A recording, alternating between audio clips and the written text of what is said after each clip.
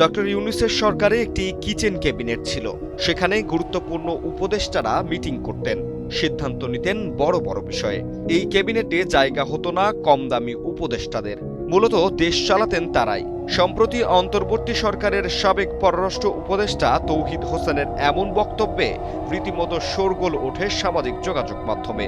প্রশ্ন ওঠে, রাষ্ট্রের ভেতর আরেক রাষ্ট্রের মডেলে তৈরি এই কিচেন ক্যাবিনেট কেন দরকার ছিল ইউনূস সরকারের? কি এমন হতো সেখানে? সবচেয়ে বড় প্রশ্ন, এই কিচেন ক্যাবিনেট কি আসলেই বৈধ? রাষ্ট্র পরিচালনার ক্ষেত্রে আমরা সাধারণত মন্ত্রিসভা, সংসদ কিংবা সাংবিধানিক প্রতিষ্ঠানের কথাই শুনে থাকি, কিন্তু ইতিহাস বলে অনেক সময় আনুষ্ঠানিক কাঠামোর বাইরেও গড়ে ওঠে একটি প্রভাবশালী সিদ্ধান্ত গ্রহণকারী বলয়, রাজনৈতিক পরিভাষায় যার নাম কিচেন ক্যাবিনেট। সম্প্রতি বাংলাদেশের অন্তর্বর্তী সরকারের সাবেক কয়েকজন উপদেষ্টার বক্তব্যে আবারও আলোচনায় এসেছে এই শব্দটি। প্রশ্ন উঠেছে, দেশের গুরুত্বপূর্ণ সিদ্ধান্ত কি আনুষ্ঠানিক উপদেষ্টা পরিষদ নিয়েছে, নাকি একটি অনানুষ্ঠানিক কোর গ্রুপ? কিচেন ক্যাবিনেট শব্দটির জন্ম যুক্তরাষ্ট্রে ১৯ শতকের ৩০-এর দশকে। তৎকালীন মার্কিন প্রেসিডেন্ট অ্যান্ড্রু জ্যাকসন তার আনুষ্ঠানিক মন্ত্রিসভার চেয়ে ব্যক্তিগত বন্ধু ও ঘনিষ্ঠদের পরামর্শকে বেশি গুরুত্ব দিতেন। সমালোচকদের দাবি ছিল, এসব ঘনিষ্ঠ ব্যক্তি হোয়াইট হাউসের পেছনের প্রবেশপথ বা রান্নাঘরের দিক দিয়ে আসা যাওয়া করতেন এবং অনানুষ্ঠানিক পরিবেশে গুরুত্বপূর্ণ আলোচনাও করতেন। সেখান থেকেই বিদ্রূপ করে তাদের বলা হতো কিচেন ক্যাবিনেট। কিন্তু সময়ের সঙ্গে সঙ্গে এই ধারণা শুধু টিকে থাকেনি, বরং বিশ্বের বিভিন্ন দেশে ক্ষমতার কেন্দ্রবিন্দুতে পরিণত হয়েছে। রাজনীতিবিদরা প্রায়ই এমন কিছু ব্যক্তির ওপর নির্ভর করেন যারা আনুষ্ঠানিক কাঠামোর বাইরে থেকেও সিদ্ধান্ত গ্রহণে প্রভাব বিস্তার করে।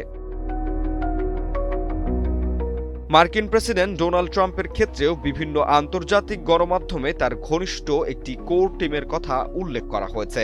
একইভাবে যুক্তরাষ্ট্রের প্রধানমন্ত্রী কিয়ার স্টারমারেরও রয়েছে একটি বিশ্বস্ত উপদেষ্টা বলয়, যাদের সঙ্গে তিনি নিয়মিত পরামর্শ করেন। শুধু গণতান্ত্রিক রাষ্ট্রই নয়, একদলীয় ও কর্তৃত্ববাদী ব্যবস্থাতেও এমন অনানুষ্ঠানিক নীতি নির্ধারণী গোষ্ঠীর অস্তিত্ব নিয়ে বহু আলোচনা রয়েছে। কিন্তু আসলে কিচেন ক্যাবিনেট কি? কিচেন ক্যাবিনেট বলতে বোঝায় কোনো রাষ্ট্রপ্রধান বা সরকার প্রধানের অত্যন্ত বিশ্বস্ত ও ঘনিষ্ঠ কিছু মানুষের একটি অনানুষ্ঠানিক উপদেষ্টা গোষ্ঠী। এটি সাধারণ সাংবিধানিক বা আইন স্বীকৃত কোনো প্রতিষ্ঠান নয়, বরং নেতার ব্যক্তিগত আস্থা, রাজনৈতিক সম্পর্ক কিংবা দীর্ঘদিনের ঘনিষ্ঠতার ভিত্তিতে গড়ে ওঠা এক অদৃশ্য বলয়। বাংলাদেশের রাজনৈতিক ইতিহাসেও বিভিন্ন সময় সরকার প্রধানদের ঘনিষ্ঠ উপদেষ্টা বলয়ের কথা আলোচিত হয়েছে। তবে সম্প্রতি অন্তর্বর্তী সরকারের সাবেক কয়েকজন উপদেষ্টার বক্তব্যে বিষয়টি নতুন মাত্রা পেয়েছে। সাবেক পররাষ্ট্র উপদেষ্টা তৌহিদ হোসেন দাবি করেন, অন্তর্বর্তী সরকারের সময় একটি ৭ সদস্যের অনানুষ্ঠানিক কিচেন ক্যাবিনেট ছিল, যারা গুরুত্বপূর্ণ সিদ্ধান্ত গ্রহণে প্রভাবশালী ভূমিকা পালন করত। তার বক্তব্যের পর আরও কয়েকজন সাবেক উপদেষ্টা প্রকাশ্যে এ ধরনের বৈঠকের অস্তিত্বের কথা উল্লেখ করেন।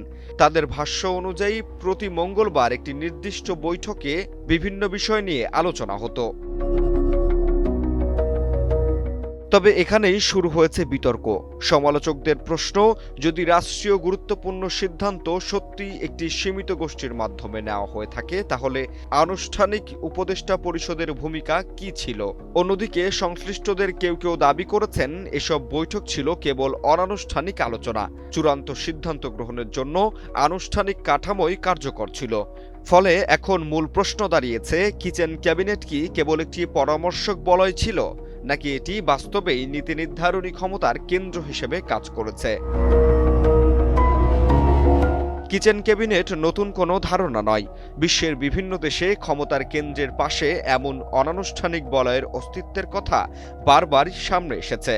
কিন্তু যখন প্রশ্ন ওঠে রাষ্ট্রীয় সিদ্ধান্ত গ্রহণের স্বচ্ছতা, জবাবদিহিতা এবং সাংবিধানিক বৈধতা নিয়ে, তখন কিচেন ক্যাবিনেট শুধু রাজনৈতিক আলোচনার বিষয়ই থাকে না, এটি পরিণত হয় গণতন্ত্র, প্রশাসন এবং রাষ্ট্র পরিচালনার একটি গুরুত্বপূর্ণ বিতর্কে। জাহিদ হাসান সাব্বির, বাংলা নিউজ 24।